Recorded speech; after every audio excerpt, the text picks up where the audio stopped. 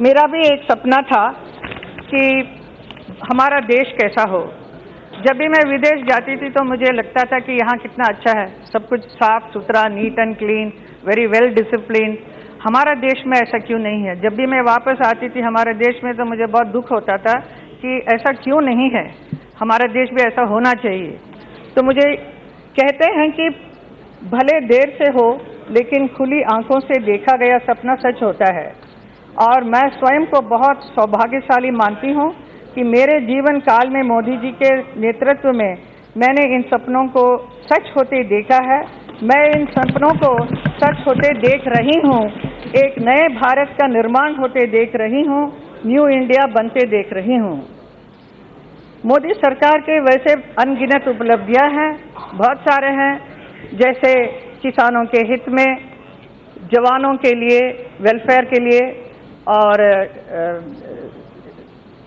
शिक्षा क्षेत्र में, स्वास्थ्य में, ऐसे बहुत कुछ है। लेकिन सबसे ज़्यादा बहुत ही बढ़िया और अद्भुत जो है वो विमेन एम्पावरमेंट। आज मैं कहूँगी कि हमारे देश की बहुत सारी महिलाएं, specially the young ones, are doing really very well, और कंधे से कंधे मिलाकर बहुत कुछ काम कर रही हैं। और इतना ही नहीं, हमारे भी फिल्म इंडस्ट्री में बहुत सारी महिलाएं आगे आई हैं, और बहुत सारे क्षेत्र में, जैसे डायरेक्शन हो या फिल्म स्क्रिप्ट राइटिंग हो या camera, behind the camera, all kind of thing they are able to do, which is really remarkable, and we really feel very proud to see them. And apart from that, so many doctor engineers are there, doctors are there, and scientists are there, astronomers. काम पर बहुत सारी काम कर रही है हमारी सरकार। खास तौर पर मैं जब जाती हूँ तो यमुना की शुद्धिकरण के बारे में वहाँ कहते हैं, वहाँ के साधु संत लोगों को ये पुण्य नदी जो यमुना का आचमन करना चाहते हैं, उस पानी से वो नहीं कर पाते हैं। तो उन्होंने हमेशा मेरे से कहा है कि आप सांसद तो बन गए हैं, लेकिन आप यमुना का शुद्धिकरण करना आपका ये कर्तव्य है। तो मैंने हमेशा कहा है मोदी जी से, और मुझे ये खुशी है कि इस वक्त हमारी सरकार इस पर बहुत ही ध्यान दे रही है, और बहुत सारे प्लांट्स भी लगा हुआ है पूरा मथुरा क्षेत्र में, यमुना नदी में, और काम शुरू हो गया है। महोदय, एक भारतीय होने के नाते मैं ये कहना चाहती हूँ कि वैसे तो सपने दो आंखों से देखे जाते हैं, लेकिन न्यू इंडिया का ये सपना दो आंखों से नहीं बल्कि पूरे 125 करोड़ भारतीयों के आंखों से देखा जा रहा है। और हम सबको मिलकर मोदी जी के नेतृत्व में इस सपने को पूरा करके दिखाना है, और बता देना है सारी दुनिया को कि भारत किसी से पीछे नहीं, भारत किसी से कम नहीं, भारत को आंख दिखाए अब किसी में दम नहीं। धन्यवाद सर। मौजूदा वतन अजीज के जो माहौल है, जो पुराशुभ दौर है, उस पर किसी एक शायर ने बड़ा खूब कहा। उसमें पहले मिसरे में तरमीम करके कहना चाहूंगा कि हुक्मरान हो गए बहरे और अंधे लोग, हुक्मरान हो गए बहरे और अंधे लोग, खाक में मिल गए नगीने लोग, हर मुहिब्बे वतन जलील हुआ, रात का फासला तवील हुआ, आमिरों के गीत जो गाते रहे वही नामोदाद पाते रहे, रहजनों ने रहजनी की थी, रहबरों ने भी क्या कमी की थी। जनाब चेयरमैन साहब, सदर जमहूरिया के खुतबे में खारिजा पॉलिसी के बारे में कहा गया कि नेबरहुड फर्स्ट। इसकी नाकामी का अंदाजा इस बात से लगाया जा सकता है सर कि नेपाल एक मुल्क है जो हमारे बहुत करीबी ताल्लुकात हमारे भारत से रहे हैं। आज नेपाल नरेंद्र मोदी की सरकार को कह रहा है कि मिस्टर मोदी, अगर आप चाहें तो हम आपको और पाकिस्तान को बिठाकर बात करा देते हैं इंटरलॉक्यूटर बनकर। अब आप बताइए सर, कितनी कामयाबी है इन लोगों की। दूसरी इनकी कामयाबी देख लीजिए सर, या इनकी नाकामी, और भारत की नहीं बल्कि इनकी सरकार की नाकामी, कि अमेरिका के कांग्रेस में और सेनेटर्स ने हमारे मुल्क के ऊपर कई हियरिंग्स किए, कई रिमार्क्स किए, कई मोशंस पास किए। इतना वजीर आजम ट्रंप से बगलगीर हुए, ऐसा लग रहा था पिछले बार के शायद बकरीद और रमजान के ईद के गले मिल रहे हैं। उसके बावजूद भी अमेरिका के कांग्रेस और सेनेटर्स भारत की पॉलिसी के ऊपर तनकीद पे तनकीद कर रहे हैं। इससे आपकी कामयाबी अंदाजा होता है। तीसरी बात सर, यूरोपियन पार्लियामेंट में भारत के खिलाफ रेजोल्यूशन मूव हो गया। ये आपकी कामयाबी या नाकामी आप खुद अंदाजा लगा लीजिए।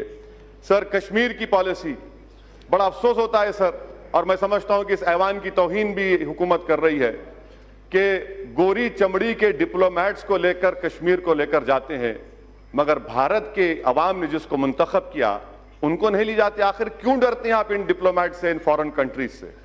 क्यों उनकी खुशामद कर रहे हैं? क्यों उनके पैरों पर गिरकर आप बता रहे हैं चलिए कश्मीर, और हम जाना चाहते तो नहीं जा सकते? ये आपकी और एक खारिजा पॉलिसी की नाकामी। सर, और एक मिसाल दे रहा हूं सर, एफएटीएफ में जापान जो हमारा मुल्क दोस्त रहा, उसने पाकिस्तान के हक में वोट दे दिया, अमेरिका दे दिया। अब पाकिस्तान पे से एफएटीएफ खत्म हो जाएगा, वो ग्रे लिस्ट से निकल जाएंगे। ये इनकी खारिजा पॉलिसी रही सर। अफगानिस्तान में तालिबान आ रहा है, अमेरिका कह रहा है कि छाबार पोर्ट में भारत नहीं बना सकता पोर्ट। कल तालिबान वहां पर आएगा तो हम क्या करेंगे फिर? आपके पास इसका कोई अंदाजा नहीं है। अच्छा सर, अब आप आ जाइए, हज सब्सिडी को निकाला गया था, 700 करोड़ की सब्सिडी निकाले, मैंने खुद कहा था। कहां गए वो पैसे? 700 करोड़ में आपने कितने मुस्लिम महिलाओं के लिए स्कूल खोले? 0, 0। और आज आप कहती हैं कि स्कॉलरशिप। सर, हर साल मैम डिमांड कर रहे हैं कि माइनॉरिटीज के लिए, अक़लियतों के लिए डिमांड ड्रिवन स्कॉलरशिप करिए, आप नहीं करते। और नहीं करने की वजह से हर साल कम से कम 20 लाख मुस्लिम लड़के और लड़कियां स्कॉलरशिप से महरूम होती हैं। अच्छा सर, आप देख लीजिए, जो पैसे दिए गए थे 2018 और 19 में, उसमें से आपने 170 करोड़ रुपए खत्म दिए ही नहीं। 19-20 में आपने नवंबर तक सिर्फ 27% पैसे रिलीज किए, और फिर आप बड़ी बड़ी बातें करते। हुनर हट का जिक्र सदर जमहूरिया ने किया, इसमें भी झूठ सर। झूठ का अंदाजा लगाइए कि खुद गवर्नमेंट का मैंने आरटी एप्लीकेशन डाला जिसमें कहा गया कि 2018-19 में खाली 12,000 के करीब आर्टिजन्स को, 1,227 आर्टिजन्स को हुनर हट में ट्रेनिंग दी गई। आप कहते हैं हजारों, ये आरटीआई की एप्लीकेशन है। सर, तीसरी जो अहम बात मैं आपके सामने जिक्र करना चाह रहा था कि theory of separation of powers, ये हमारे हर जमहूरियत के लिए बुनियाद होती है, मगर 5.5 साल में तो थ्योरी ऑफ सेपरेशन पावर्स की धज्जियां नहीं बल्कि उसको निस्तो नाबूद कर दिया गया। कोई चीज आजाद नहीं है आज। थ्योरी ऑफ सेपरेशन पावर्स खत्म होकर सेंट्रलाइजेशन ऑफ पावर्स बन चुका है। यहां पर एक ही शख्स के हाथ में पूरा पावर आ चुका है। जो सेपरेशन ऑफ पावर्स में अदलिया थी, लेजिस्लेचर, एग्जीक्यूटिव, अब लगता है कि एक ही फर्द में ये तमाम चीजें समा जा चुकी हैं, जो हमारी जमहूरियत के लिए बहुत बड़ा खतरा साबित हो रहा है सर।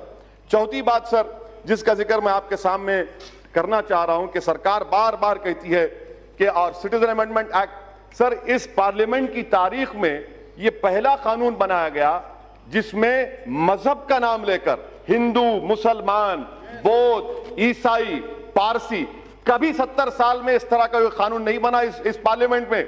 वो भी बदनुमा दाग का एजाज आपको हासिल है कि आपने मजहब के नाम पर कानून बनाया। सर, एनपीआर एनआरसी के बारे में आज एक सवाल के जवाब में हुकूमत ने कहा कि till now there is no decision NRC has been taken. Sir, ये टिल नाउ का मतलब क्या है? सर, ये टिल नाउ का मतलब क्या है? आज और कल होगा ना, कल होगा, परसों होगा नहीं, उसमें लिखा है अभी तक। अभी तक, कभी तक कभी नहीं लिखा हुआ है ना सर, अभी तक, टिल नाउ। सर अब आप देखिए सर, मैं आपके जरिए से गवर्नमेंट को कह रहा हूं।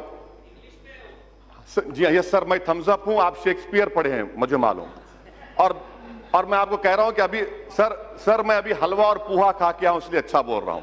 हाँ, तो सर ये एनपीआर और एनआरसी का मैं जिम्मेदारी के साथ अर्ज कर रहा हूं।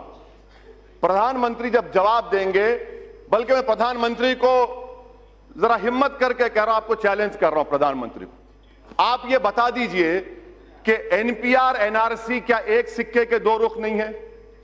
क्या एनपीआर और एनआरसी सिटीजनशिप अमेंडमेंट एक्ट के रूल्स में नहीं है 14A के तहत? अगर एनपीआर होगा तो एनआरसी होगा, इसीलिए आपने 3,900 करोड़ रुपए एनपीआर को दिए।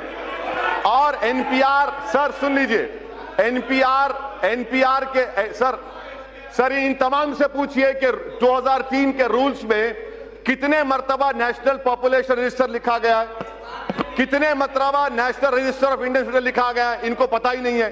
सर मैं आपके सामने कह रहा हूं कि एनपीआर होगा तो एनआरसी होगा, क्योंकि सेंसस अलग है, सेंसस अलग है, एनपीआर अलग है। आप एनपीआर जब करेंगे और उसमें 8 सवालात क्यों डाल रहे हैं आप, नए सवालात, क्या एनआरसी नहीं करेंगे? अच्छा ये और एक चार्ज, ये जवाब दे प्रधानमंत्री। दूसरी बात सुनिए, दूसरी बात, आप बोलना चाह रहे तो मैं बैठ जाऊं, आप बोलिए, बोलिए, बोलिए ना सर। सर सिटीजनशिप अमेंडमेंट प्रधानमंत्री कहते हैं ये नागरिकता देता लेता नहीं है, ये देता भी है और लेता भी है। उसकी मिसाल क्या है? आसाम। क्या आसाम में 5 लाख मुसलमान के नाम नहीं आए, वो बंगाली जबान बोलते? आसाम में 5 लाख बंगाली जबान बोले हिंदू हैं, आप बंगाली हिंदू को सिटीजनशिप देना चाहते हैं, आसाम के 5 लाख मुसलमानों को नहीं देना चाहते?